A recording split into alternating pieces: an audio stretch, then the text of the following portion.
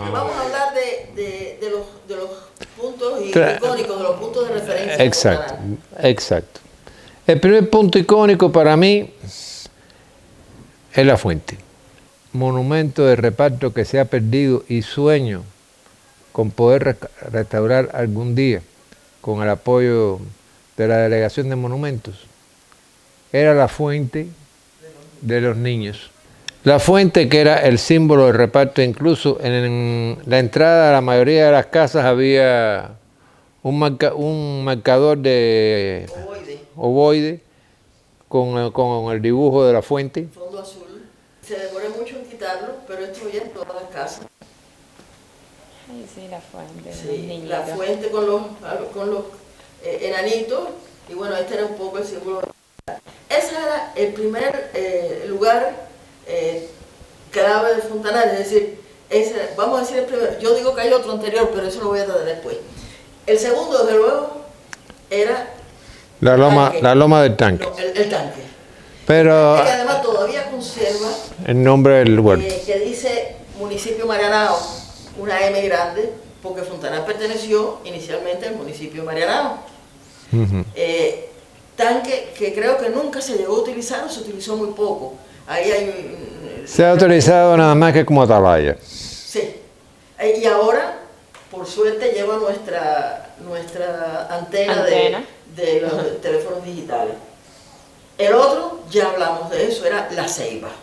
Parte de su conservación se la debemos a Eusebio Leal, que vivió un tiempo aquí en Fontanal, y gracias a él yo creo que se conserva, que fue quien levantó un poco las expectativas sobre qué cosa era la ceiba de Fontanal.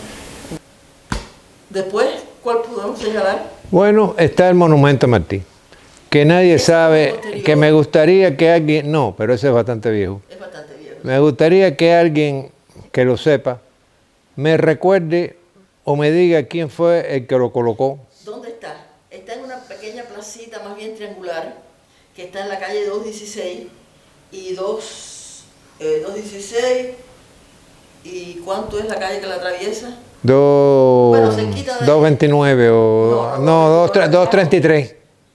Debe ser 233. Todavía más para atrás. O 235. No, creo que incluso 37. Ya no tiene el busto, incluso había unos pinos ahí que en la última tormenta se cayeron. Pero ese triangulito era otro punto de referencia, es decir, coge ¿por qué? Porque es como un cuchillito. Un cuchillito, sí. Ese era otro. El parque de Fontanal. Todos íbamos al parque de Fontanal de alguna manera o de otra. A hacer qué, bueno, había unos columpios, no sé qué, pero bueno, era otro punto muy agradable, el parque de Fontanal, realmente muy agradable. Y vamos a recordar un poco. No, estaba cerca de otro punto de referencia, que es el garaje. El garaje, ese era un parque, sí, realmente era un lugar donde íbamos los niños a jugar. Otro punto de referencia, de luego, es el club. ¿Tú te acuerdas que mi papá ponía películas en el club? Mi papá me acuerdo. Y el padre de Lourdes García, Pedroso, el padre de Lourdes, trabajaba en el ICAI. Y entonces un poco con él, pues poníamos las películas en él. Ese era otro lugar de referencia. Es decir, el club no solamente estaba la piscina, estaba la cancha de squash, se jugaba básquet, sino que también veíamos películas ahí. Otro punto de referencia, la gruta. Exacto. ¿Tú hablas de la gruta? La gruta era lo que en realidad la compañía que construyó el reparto había prometido que se iba a construir también una iglesia de estilo moderno. Incluso había un diseño de esa iglesia que ustedes van a ver después en las imágenes, pero que no se llegó a realizar.